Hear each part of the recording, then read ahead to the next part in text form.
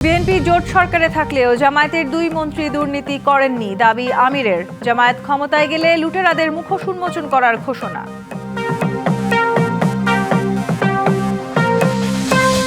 ভোটের প্রচারে জমজমাট সারা দেশ, উন্নয়নে নানা প্রতিশ্রুতির পাশাপাশি বাড়ছে পাল্টাপাল্টি অভিযোগ, সংঘাতের শঙ্কা অনেক প্রার্থীর।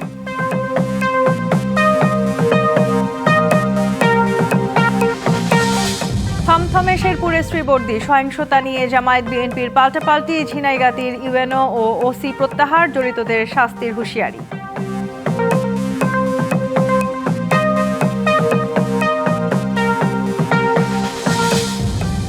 প্রজাতান্ত্রিক কর্মচারীদের গণভোটে হ্যাঁ বা না এর পক্ষে প্রচার দণ্ডনীয় অপরাধ, জানালো ইসি। এখনো পর্যন্ত পোস্টাল ব্যালটে ভোট করেছে প্রায় 4.5 লাখ।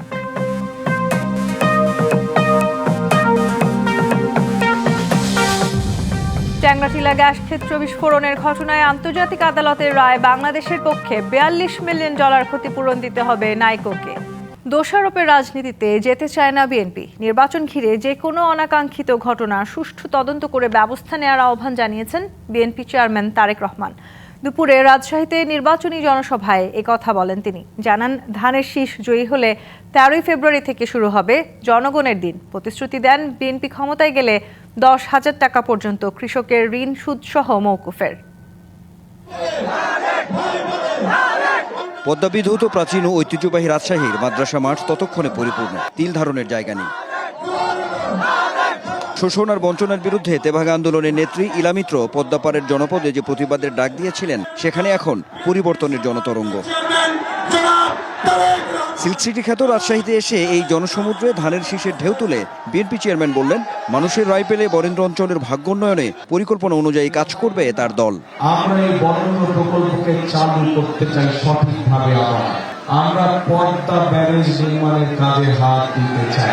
10,000 টাকা পর্যন্ত যাদের কৃষি ঋণ এই মুহূর্ত পর্যন্ত আছে, ইনশাল্লাহ আগামী 12 তারিখে ধানের শীষ বিজয়ী সরকার গঠন করলে আমরা 10,000 টাকা পর্যন্ত কৃষি ঋণ সুদ সহ মওকুফ করব ইনশাআল্লাহ। 21 বছর পর আমের রাজধানীতে দাঁড়িয়ে তারেক রহমান বলেন, একটি দল নির্বাচন বানচালের ষড়যন্ত্রে লিপ্ত, তাই সবাইকে সজাগ থাকতে হবে। ভেতরে ভেতরে ষড়যন্ত্র করছে, কিভাবে এই নির্বাচনকে ক্ষতিগ্রস্ত করা যায়, কিভাবে বাধাগ্রস্ত করা যায়। আগামী 12 তারিখে নির্বাচন যাতে কেউ বানচাল করতে না পারে, সেজন্য সকলকে সতর্ক থাকতে হবে, সকলকে সজাগ থাকতে হবে। প্রিয় ভাই বোনেরা, সমালোচনায় মানুষের সুফল আসবে না জানিয়ে তিনি বলেন, অনাকাঙ্ক্ষিত কিছু ঘটলে তা তদন্ত করতে হবে। কোথাও যদি কোনো অনাকাঙ্ক্ষিত কোনো ঘটনা ঘটে থাকে, অন্তর্বর্তীকালীন সরকার আছে, তাদেরকে বলবো সঠিক সুষ্ঠু তদন্ত করুন, সঠিক সুষ্ঠু তদন্ত করুন। সেই তদন্তে যদি বিএনপির কোনো ভূমিকা থাকে, সঠিক তদন্ত করার জন্য আমরা সহযোগিতা করব, সাহায্য করব। জনগণের প্রকল্প বাস্তবায়ন করতে হলে গণতন্ত্রকে বাস্তবায়ন করতে হবে জানিয়ে তারেক রহমান বলেন, মানুষই সিদ্ধান্ত দেবে দেশকে তারা কোন দিকে নেবে। জনগণ যদি 12 তারিখে সতর্ক থাকে, 13 তারিখ থেকে শুরু হবে জনগণের দিন। বিএনপি প্রার্থীদের পরিচয় করিয়ে ধানের শীষে ভোটও চান তারেক রহমান। প্রাচীন জনপদ খ্যাত এই অঞ্চল, শিক্ষার প্রসারও ঘটেছে যথেষ্ট, কিন্তু ভোটের হিসাব নিকাশ খুব বেশি সমান্তরাল নয়। বিএনপি চেয়ারম্যান তারেক রহমান যেসব পরিকল্পনার কথা তুলে ধরলেন, তাতে অনেক বেশি উচ্ছ্বসিত এই অঞ্চলের মানুষ। তৃণমূল বলছে, ভোটের লড়াই আর ভোটের অঙ্কের জটিল হিসাব নিকাশ থেকে বের হয়ে শেষ পর্যন্ত বিএনপিরই জয় হবে। Anwar Hossain, DBC news, Rajshahi.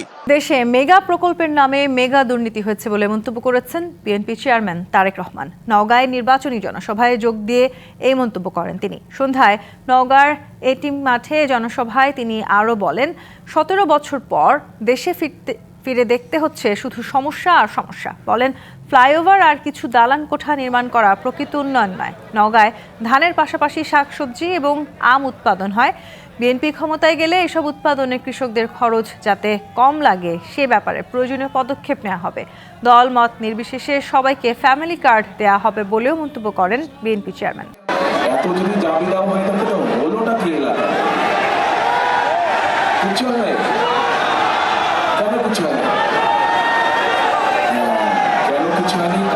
এই যে আপনারা যে 12 তারিখে ভোট দিবেন, ভোট দিয়ে আপনারা আপনাদের প্রতিনিধিকে নির্বাচিত করবেন, যেই প্রতিনিধির মাধ্যমে আপনারা আপনাদের এলাকার সমস্যাগুলো সমাধান করবেন। গণভোটে সরকারি কর্মকর্তারা হ্যাঁ অথবা না এর পক্ষে কোনো প্রচারণা চালাতে পারবেন না এ সংক্রান্ত একটি নির্দেশনা জারি করে নির্বাচন কমিশন জানিয়েছে কোনো পক্ষে সরকারি কর্মকর্তারা প্রচার চালালে তা হবে দণ্ডনীয় অপরাধ। বৃহস্পতিবার এই বিষয়ক চিঠি সব রিটার্নিং কর্মকর্তাদের কাছে পাঠিয়েছে ইসি। চিঠির অনুলিপি মন্ত্রিপরিষদ সচিব, প্রধান উপদেষ্টার মুখ্য সচিব সহ সংশ্লিষ্ট সবার কাছেও পাঠানো হয়েছে। আগামী 12ই ফেব্রুয়ারির গণভোটে হ্যাঁ এর পক্ষে সরকারের তরফে প্রচার চালানো নিয়ে বিতর্কের মধ্যে এমন নির্দেশনা দিল ইসি।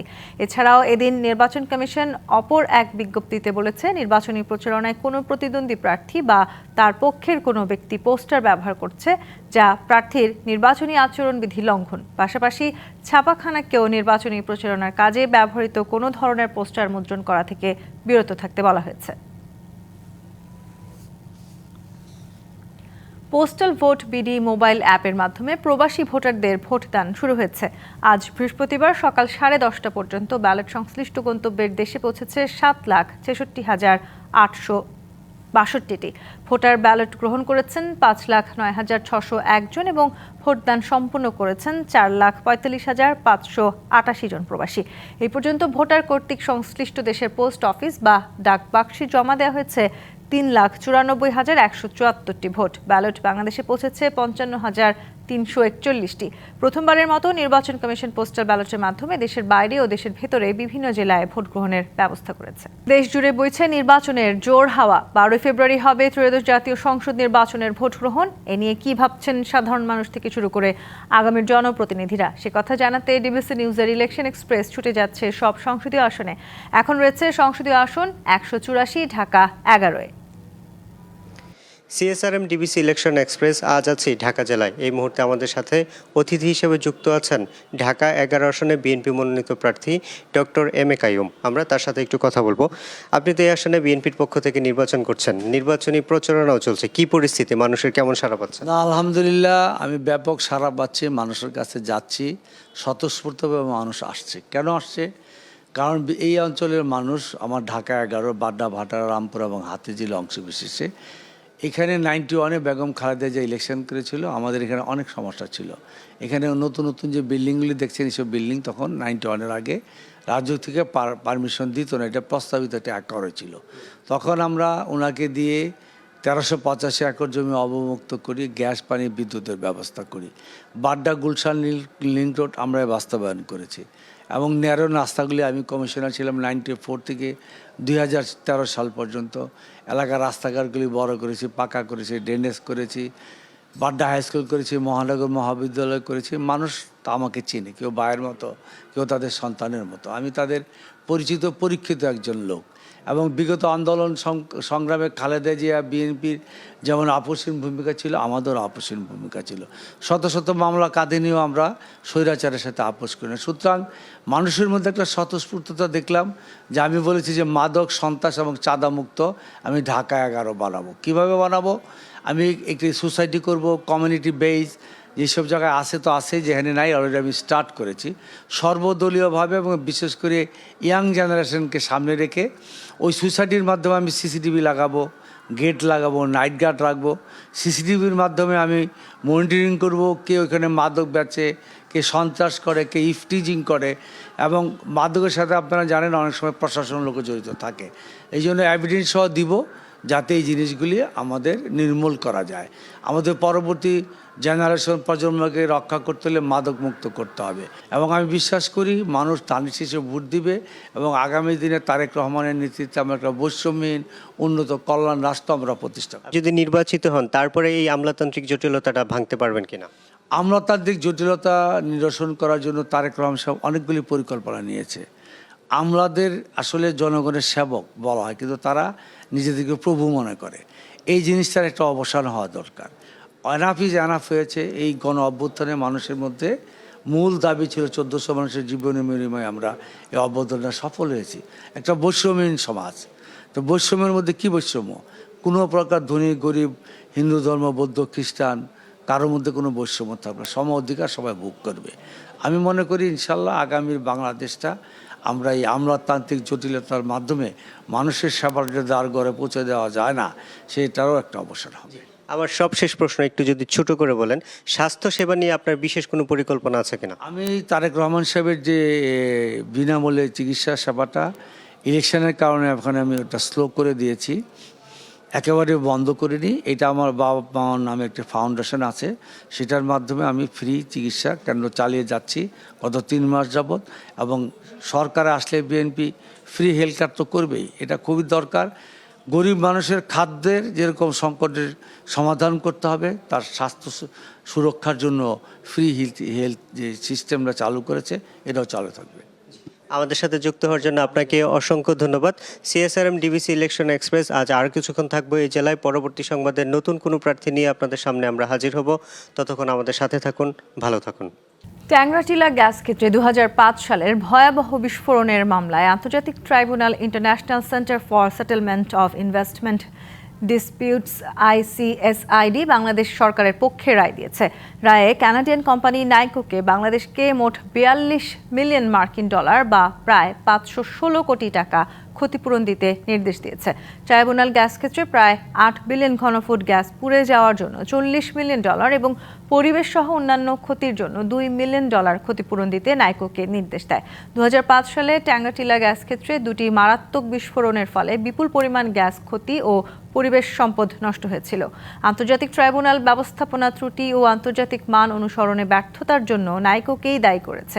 এ বিষয়ে পেট্রোবাংলা দ্রুত পরবর্তী পদক্ষেপ নেবে বলে জানিয়েছে। চট্টগ্রামের নিউ মরিন কন্টেইনার টার্মিনাল পরিচালনায় বিদেশি কোম্পানির সঙ্গে বন্দর কর্তৃপক্ষের চুক্তি বৈধ এমন রায় দিয়েছে হাইকোর্ট। এর ফলে চুক্তি প্রক্রিয়ার চলমান কার্যক্রম চালাতে আইনি কোনো বাধা থাকলো না। গত বছরের 4 ডিসেম্বর বিচারপতি ফাতেমা নজিব ও ফাতেমা আনোয়ারের হাইকোর্ট বেঞ্চে এই বিষয়ে করা রিট আবেদনের উপর বিভক্ত রায় দিয়েছিলেন। পরে প্রধান বিচারপতি জাফর আহমেদের একক বেঞ্চে মামলাটি নিষ্পত্তির জন্য পাঠান। এদিকে এছাড়া নিউ মরিন কন্টেইনার টার্মিনাল ইজারা দেওয়ার প্রতিবাদে কর্মবিরতির ডাক দিয়েছে শ্রমিক দল ও সাবেক সিবিএ। আগামী শনিবার ও রবিবার সকাল 8টা থেকে বিকেল 4টা পর্যন্ত বন্দরের সব অপারেশনাল কার্যক্রম বন্ধ রাখার ঘোষণা দিয়েছে তারা। রাজধানীর কল্যাণপুরে জঙ্গি নাটক সাজিয়ে 9 জনকে হত্যার অভিযোগে করা মামলায় শেখ হাসিনা, আসাদুজ্জামান খান কামাল সহ 8 জনের বিরুদ্ধে রাষ্ট্রপক্ষের আনুষ্ঠানিক অভিযোগ আমলে নিয়েছে ট্রাইব্যুনাল 1। একই সঙ্গে পলাতক আসামিদের বিরুদ্ধে গ্রেপ্তারি পরোয়ানা জারি করেছে আদালত। পাশাপাশি চাংখারপুলে 6 জনকে হত্যা মামলায় বিভিন্ন মেয়াদে দণ্ডিত আসামিদের মৃত্যুদণ্ড চেয়ে রাষ্ট্রপক্ষের করা আপিলের পরবর্তী শুনানি রবিবার ধার্য করা হয়েছে।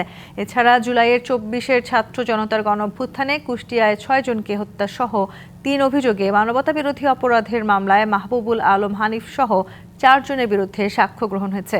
বিচারপতি নজরুল ইসলাম চৌধুরীর নেতৃত্বাধীন ট্রাইব্যুনাল 2-এ হয় এই সাক্ষ্য গ্রহণ। অন্যদিকে আওয়ামী লীগ সরকারের সময় JIC-তে গুম ও নির্যাতনের ঘটনায় শেখ হাসিনা ও সেনা কর্মকর্তা সহ 13 জনের বিরুদ্ধে মামলায় আজ 4র্থ দিনের সাক্ষ্য গ্রহণ অনুষ্ঠিত হয়।